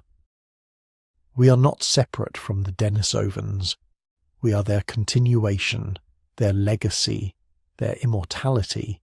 They didn't vanish, they just became us, and then they were gone. Somewhere between 50,000 and 30,000 years ago, the Denisovans vanished. Not in a single catastrophic event, not all at once, but slowly, group by group, population by population, until finally there were none left. The species that had survived for hundreds of thousands of years, that had adapted to environments from tropical forests to frozen plateaus, that had interbred with modern humans and left their genetic signature in billions of people, simply disappeared from the archaeological record. The last known Denisovan site is Denisova Cave itself, dated to around 50,000 years ago. After that, nothing, no fossils, no artifacts we can definitively attribute to them, no clear evidence they were still around. It's like they walked into the shadows of history and never came back out. But here's what makes the disappearance so haunting. They didn't just vanish. They were erased so completely that we didn't even know they existed until 2010. Think about that. An entire human species successful enough to survive for hundreds of thousands of years, sophisticated enough to create complex tools and adapt to extreme environments, numerous enough to leave their DNA in modern populations from Siberia to Australia, and we had no idea they existed. Zero. Not a myth. Not a legend. Not even a whisper in the fossil record that couldn't be explained away as something else. So what happened? How does an entire human species disappear so thoroughly that it takes us 30,000 years and cutting-edge genetic analysis to even realize they existed? The short answer is we don't know for sure. But we have theories, each supported by different lines of evidence, each telling part of the story. And when you put them all together, what emerges is a picture not of a single catastrophe, but of multiple pressures converging at exactly the wrong time. A perfect storm of extinction that the Denisovans, despite all their adaptations and survival skills, simply couldn't weather. Let's start with the most obvious suspect: climate change. The period between 50,000 and 30,000 years ago was a time of dramatic environmental instability. This wasn't the gradual warming or cooling that species can adapt to over multiple generations. This was rapid, violent climate fluctuation. Temperatures could shift by 10 or 15 degrees Celsius within a single human lifetime. Entire ecosystems could transform from grassland to forest and back again within a few centuries. For a species like the Denisovans, who were already living in scattered, isolated populations across Asia, this kind of climate chaos would have been devastating. Remember, population genetics teaches us that small, isolated groups are incredibly vulnerable to environmental shocks. Put a few hundred individuals in a particular valley, then hit them with a drought or a sudden cold snap that kills off their food sources, and the entire population could go extinct. No backup, No rescue, just gone. And the climate during this period wasn't delivering single shocks. It was delivering them constantly, like a boxer working over an opponent who's already staggering. The ice sheets advanced and retreated multiple times. Sea levels rose and fell by over 100 meters, dramatically, altering coastlines and cutting off migration routes.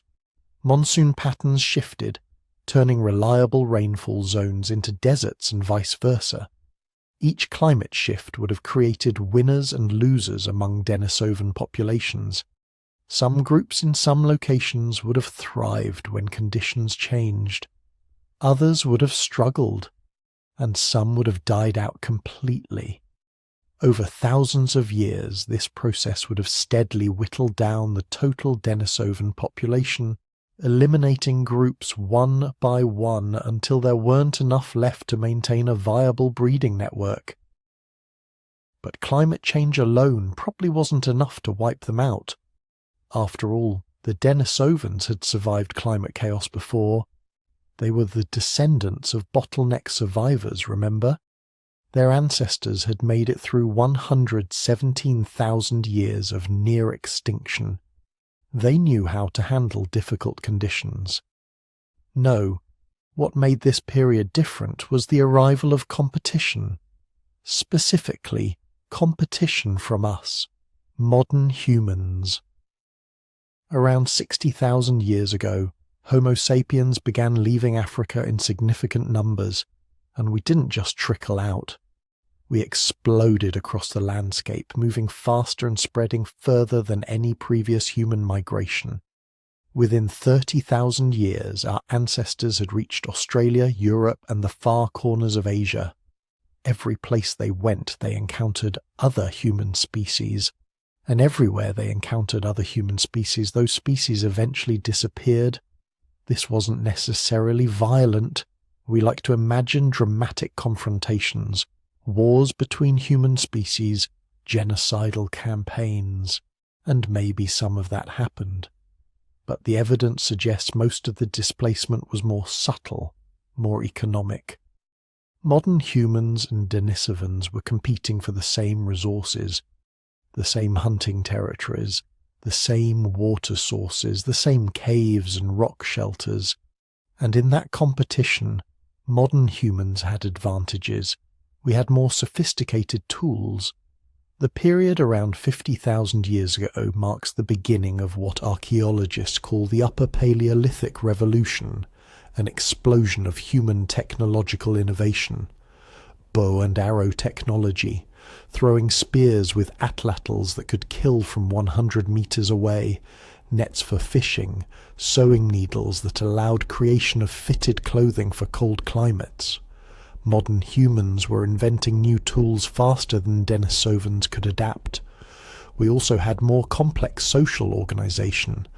The archaeological evidence suggests modern human groups were larger and more tightly organized than Denisovan populations. We formed alliances between multiple bands, created extensive trade networks, developed sophisticated systems for resolving conflicts within groups. This social complexity gave us a huge advantage in competition for resources. A modern human band of 50 people backed by alliances with 10 other bands would dominate any territory they moved into, pushing out smaller, more isolated Denisovan groups. Most importantly, we had language. Full, modern, syntactically complex language that allowed us to share detailed information, plan complex hunts, teach elaborate skills, and coordinate activities across large groups. If Denisovans had language, and they probably did to some degree, it likely wasn't as sophisticated as ours. That communication gap would have been a massive disadvantage in direct competition. So what happens when a slightly more advanced population moves into territory occupied by a slightly less advanced population? The historical record is pretty clear. The less advanced population gets pushed out, not violently, not all at once, but steadily, generation by generation. They get displaced to marginal territories, their population numbers decline, their breeding networks fragment, and eventually they go extinct. But there's another possibility, one that's actually supported by the genetic evidence. Maybe the Denisovans didn't go extinct at all. Maybe they were absorbed. We know modern humans and Denisovans interbred. The DNA evidence is unambiguous. Every time the two species encountered each other, at least some interbreeding occurred. And this wasn't rare. Genetic analysis suggests multiple episodes of interbreeding across thousands of years and thousands of miles. So picture this scenario.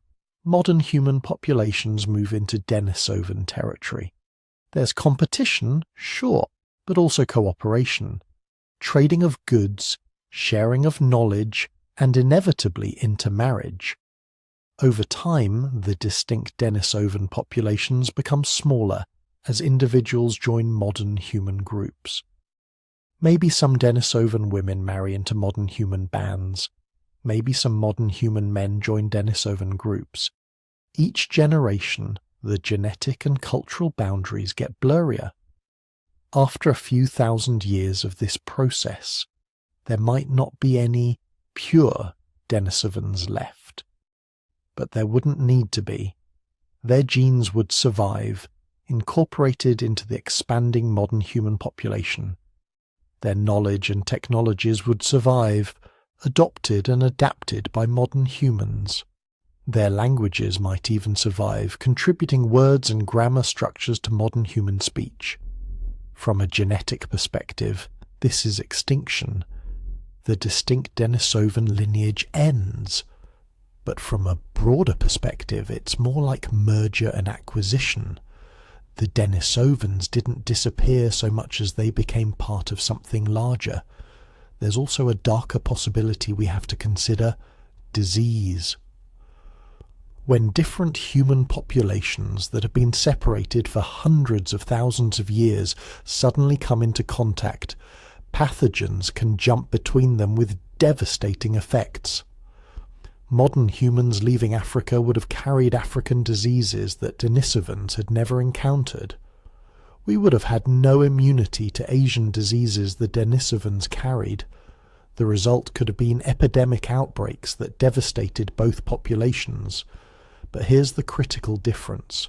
Modern humans were coming from larger, more genetically diverse populations. We could absorb the mortality from epidemic disease and bounce back. Denisovan populations, already small and scattered, might not have been able to recover. A single epidemic outbreak that killed 50% of a Denisovan population of 200 people could render that group non-viable. They'd lack the genetic diversity and population size to recover. That group would go extinct even if they survived the disease itself. Multiply that across dozens of Denisovan populations and you get a species-wide extinction event. Not because every individual died of disease, but because the diseases weakened populations enough that they couldn't maintain viable breeding networks anymore. All of these factors, climate change, competition, absorption, disease, were probably working together. This wasn't a single cause extinction. It was a convergence of multiple pressures, each one making the others worse. Climate change forcing Denisovans into smaller territories where they were more vulnerable to competition. Competition pushing them into marginal environments where they were more vulnerable to climate shocks. Disease outbreaks hitting populations that were already stressed and scattered. And underlying all of it was the fundamental vulnerability of small population sizes. The best current estimates suggest global Denisovan populations never exceeded a few 100,000 individuals spread across the entire Asian continent.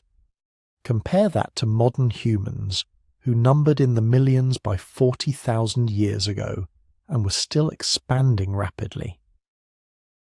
In a direct competition between a species with millions of individuals and a species with hundreds of thousands, the outcome is mathematically predictable. The larger population has more genetic diversity, more resilience to shocks, more capacity to innovate and adapt. The smaller population is always just one bad century away from extinction. But here's what really haunts me about the Denisovan disappearance. It wasn't unique.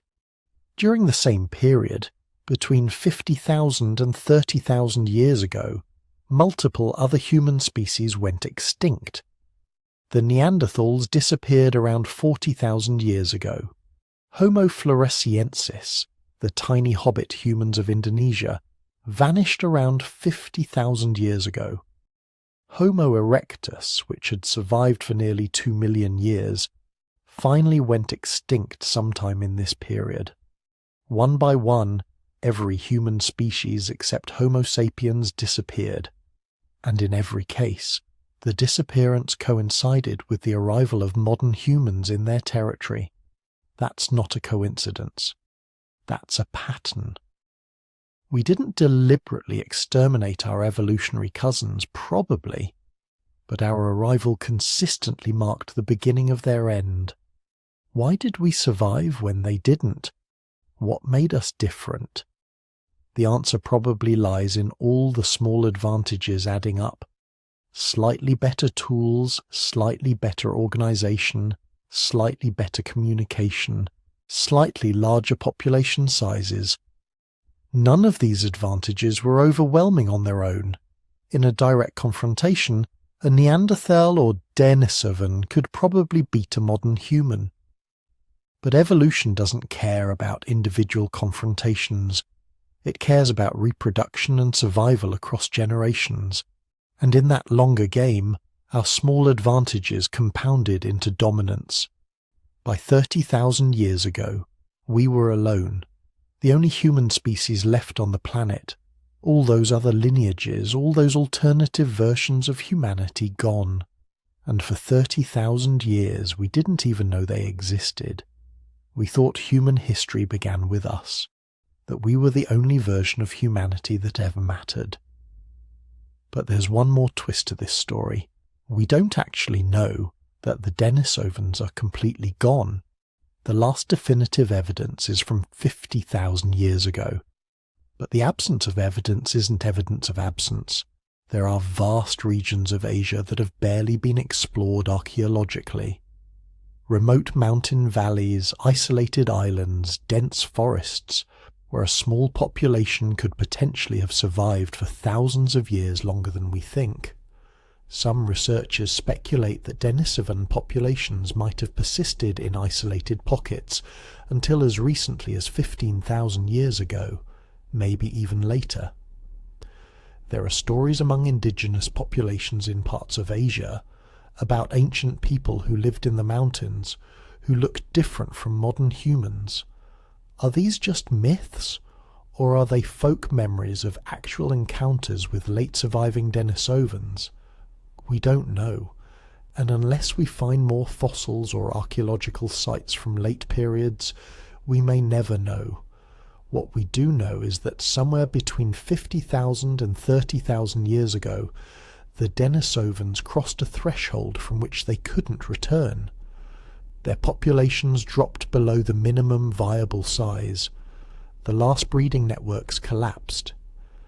And then there was silence. A silence that lasted 30,000 years, until a single finger bone in a Siberian cave finally told us they existed at all. Here's the thing about Denisovans. We've known about them for over a decade now, and we still have basically nothing. 3 teeth, a finger bone, a jaw fragment. That's it.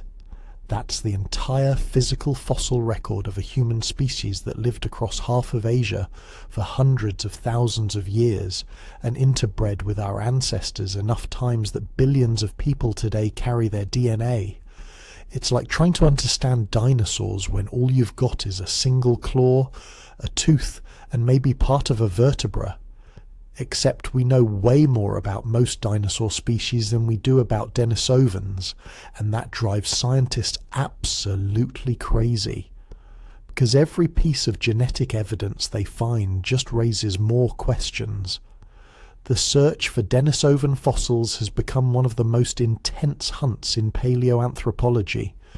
Teams are combing through caves across Asia, re-examining collections that have been sitting in museums for decades, looking for anything that might be Denisovan. The problem is we don't actually know what we're looking for. That jaw from Denisova Cave showed features nobody expected. Massive molars, a distinctive shape that doesn't quite match either Neanderthals or modern humans.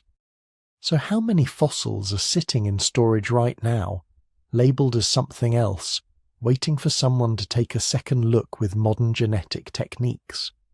Some researchers think the answer might be quite a few. There are fragmentary human remains from China, Southeast Asia, even Siberia that show unusual features.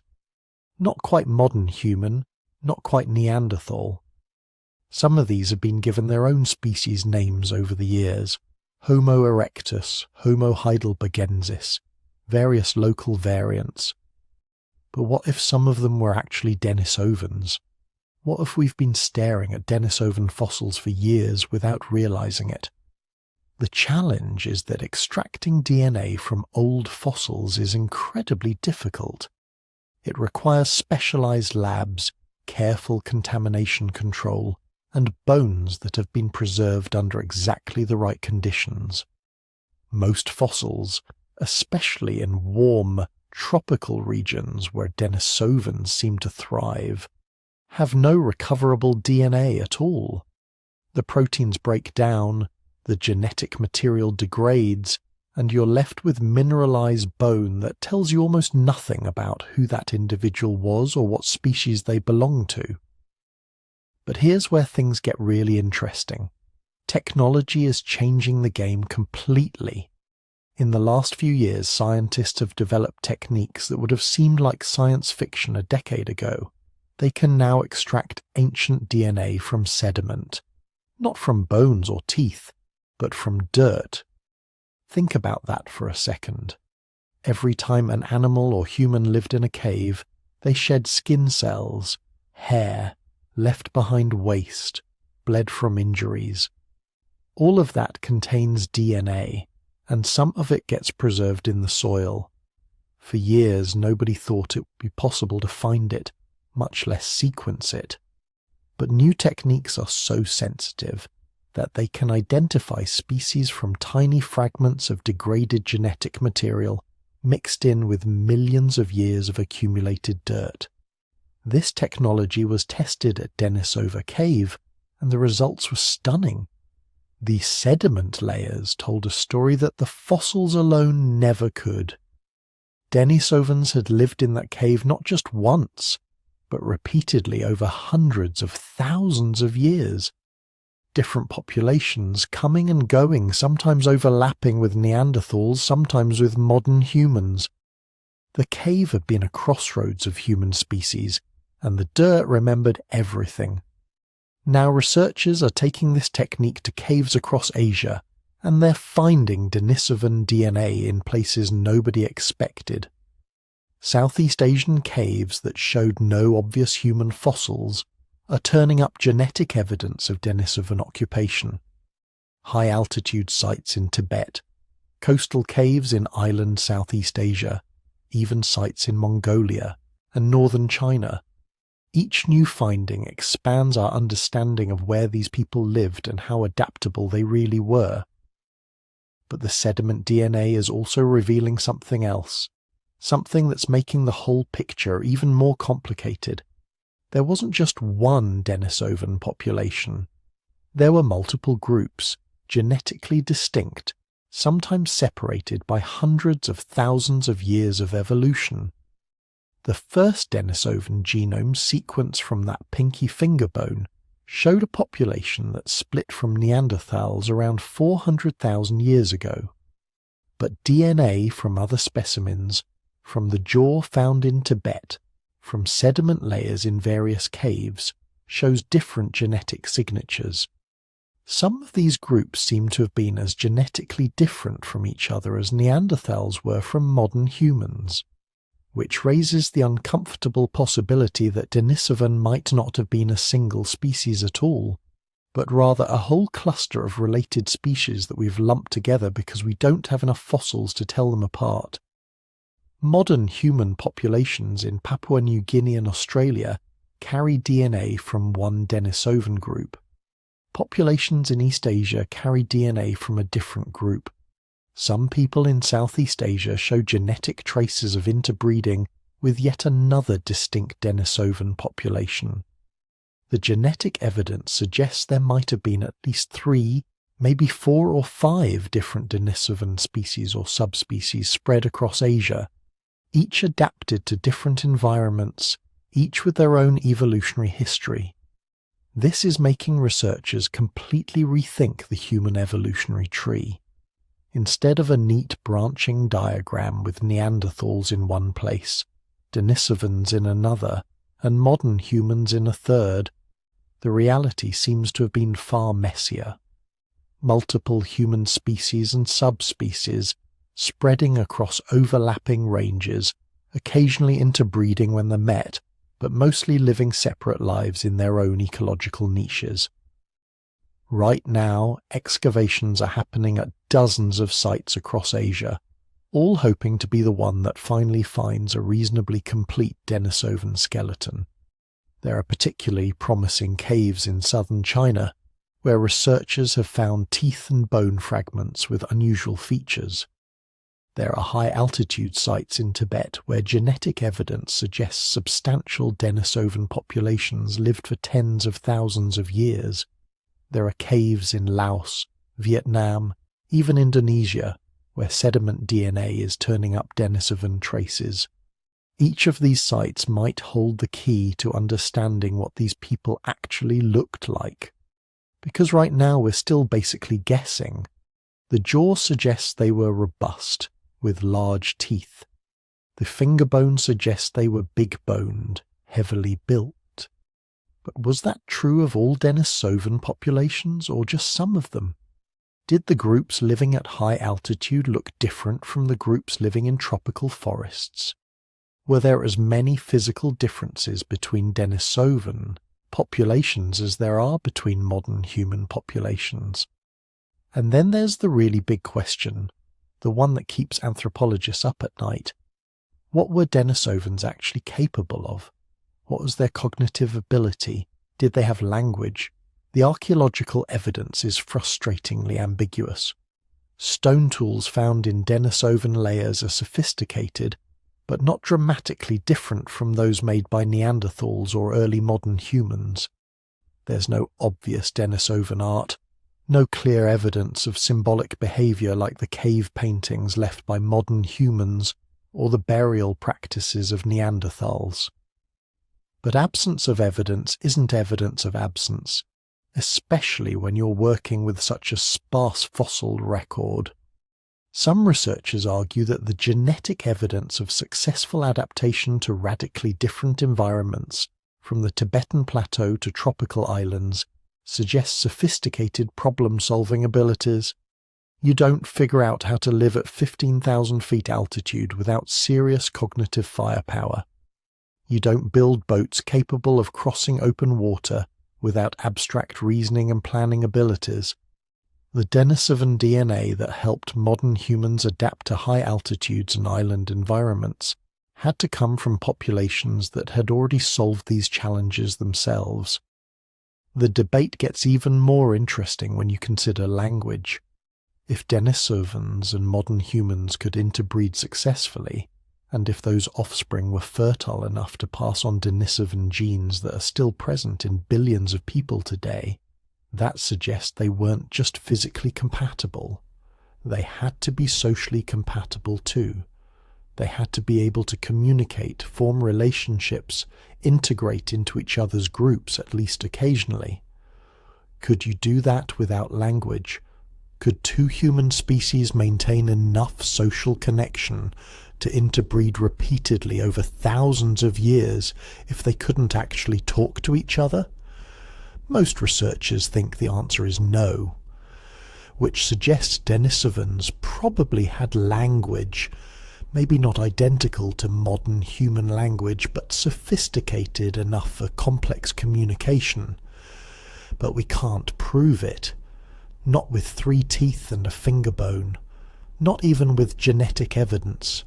Because the genes involved in language are complex and we don't fully understand how they work even in modern humans. So it remains one of the great unanswered questions. Were Denisovans as cognitively sophisticated as Neanderthals, who we know had language and symbolic thinking? Or were they somewhere in between, smart enough to survive in challenging environments but lacking the full range of modern human cognitive abilities? New technologies are starting to provide some answers. Artificial intelligence and machine learning are being applied to the Denisovan problem in fascinating ways. Researchers are feeding AI systems all the genetic data we have, along with information about modern human populations, Neanderthal genomes, and ancient climate data. The AI looks for patterns that human researchers might miss, connections between genetic variants and environmental adaptations, clues about population movements and interbreeding events. These AI analyses are suggesting things that seem almost impossible. Some models indicate there might have been Denisovan populations as far west as the Middle East, overlapping with both Neanderthals and modern humans in a zone of incredible species diversity. Other models suggest Denisovan populations survived much longer than we thought, potentially lasting until 30,000 years ago, or even more recently in isolated pockets of Southeast Asia. There are even controversial hints that some supposedly modern human fossils from Asia might actually be Denisovan modern human hybrids, individuals who had one Denisovan parent and one modern human parent, or whose ancestors had interbred multiple generations back. The genetic signatures would be subtle, but AI pattern recognition might be able to spot them in ways that traditional analysis can't. Machine learning is also being used to predict what Denisovans might have looked like based on their DNA. By comparing genetic variants associated with physical features in modern humans with the corresponding variants in Denisovan genomes, researchers are creating predictive models. These aren't perfect. They're based on limited data and lots of assumptions, but they're better than nothing. And they're suggesting that at least some Denisovan populations might have had very distinctive appearances, possibly quite different from both modern humans and Neanderthals.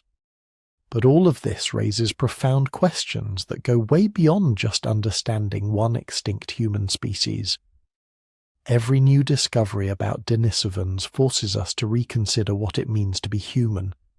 For most of history, we thought human evolution was a simple story. Linear progression from primitive ancestors to modern humans, with maybe a few failed side branches like Neanderthals along the way. Now we know the truth was far more complex. Multiple human species coexisting, competing, cooperating, interbreeding.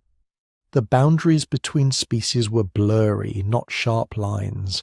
And all of these species, modern humans included, were products of the same ancient bottleneck, all carrying the genetic legacy of those 1,280 survivors who kept humanity alive through 117,000 years of near extinction. The Denisovans are teaching us that human diversity isn't a new thing. It's ancient, fundamental, woven into the very fabric of our evolution. We're not the end point of human development. We're just the current chapter in a story that included many different kinds of humans, most of whom are now gone. And that's what makes the ongoing research so important. Every new Denisovan fossil, every genome sequence, every sediment sample that reveals their presence in yet another unexpected location adds another piece to the puzzle, not just of who they were, but of who we are. Because their genes are in us, their adaptations helped us survive, their story is part of our story. Somewhere out there, probably in a cave in Asia, There's a Denisovan skull waiting to be found, a complete skeleton that will finally show us what these people actually looked like. That discovery will come eventually, and when it does, it's going to rewrite everything we thought we knew about human evolution. Again. But until then, we work with fragments, pieces of bone, strings of DNA, traces in the soil, and we keep asking questions, keep developing new technologies, keep searching for answers to mysteries that seem to multiply faster than we can solve them. Because that's what scientists do. They follow the evidence wherever it leads, even when it leads to more questions than answers. So here we are, at the end of a story that spans hundreds of thousands of years. A story about people who lived, loved, struggled, and ultimately vanished, leaving behind only fragments of bone and traces of DNA woven into our own genomes. The Denisovans aren't just an interesting footnote in human history. They're a reminder of something we often forget in our modern world, surrounded by 8 billion people, cities stretching to the horizon, technology connecting every corner of the planet. We think of humanity as permanent, inevitable, the inevitable end point of evolution. But the Denisovans tell us something different. They remind us how fragile existence really is, how precious and temporary our time here might be. Because here's the thing, we're not the only humans who ever walk this planet. We're just the last ones still walking. For millions of years, Earth was home to multiple human species, all living simultaneously, all adapted to different environments, all developing their own cultures and technologies. Neanderthals in Europe with their robust builds and sophisticated hunting techniques. Denisovans across Asia with their high-altitude adaptations and maritime skills. Homo erectus persisting in isolated pockets. Homo floresiensis, the little hobbits of Indonesia. All of them human, all of them conscious, thinking, feeling beings with lives as complex and meaningful as our own. And now they're all gone, every single one, except us. We're the survivors of a process that eliminated every other branch of the human family tree. Some we outcompeted, some we absorbed through interbreeding, some simply faded away when their environments changed beyond their ability to adapt. But whatever the specific mechanisms, the result is the same. We're alone now in a way our ancestors never were. Yet we're not entirely alone, because every person alive today, except those with pure sub-Saharan African ancestry, carries Denisovan DNA. Small fragments, usually just 1 to 5% of our total genome, but fragments nonetheless. Real genetic sequences that once belonged to real people, living real lives in Denisova Cave or on the Tibetan plateau or in some unnamed valley we haven't discovered yet. When modern Tibetans climb mountains that would leave others gasping for breath, they're using Denisovan genes. When Pacific Islanders dive to impossible depths, they might be drawing on Denisovan adaptations.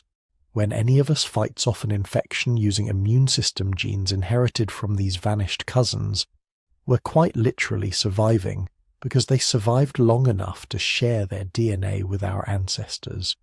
The Denisovans live on in us, not as a separate species but as ghosts in our genetic code, silent partners in our ongoing evolution, proof that the boundaries between human species were never as rigid as we once thought. And we're still discovering more. Every few years, new findings emerge. A jawbone in Tibet, sediment DNA from caves in Asia, refined analysis of modern genomes revealing previously unknown Denisovan populations. The story isn't over. It's still being written by researchers working in labs and excavations around the world. Who knows what we'll discover next? Maybe more Denisovan fossils that finally let us see their faces clearly. Maybe evidence of their art, their symbolic thinking, their inner lives. Maybe even more Denisovan DNA in unexpected places, revealing migration patterns and encounters we never imagined. The past isn't dead. It's not even past. It's alive in us, in our genes, in the way we adapt to high altitudes and resist diseases and process the world around us. If you've enjoyed this journey into deep human history, I'd love to hear from you. Leave a like if this story resonated with you. Drop a comment telling me where in the world you're listening from, and subscribe so you don't miss future explorations of the mysteries that make us human. Now, as you drift off to sleep, think about this. You are the product of nearly 1 million years of survival against impossible odds. You carry within you the legacy of the bottleneck survivors, the innovations of Neanderthals, the adaptations of Denisovans. You're the living embodiment of humanity's long, strange, beautiful journey through time, and that's something worth remembering.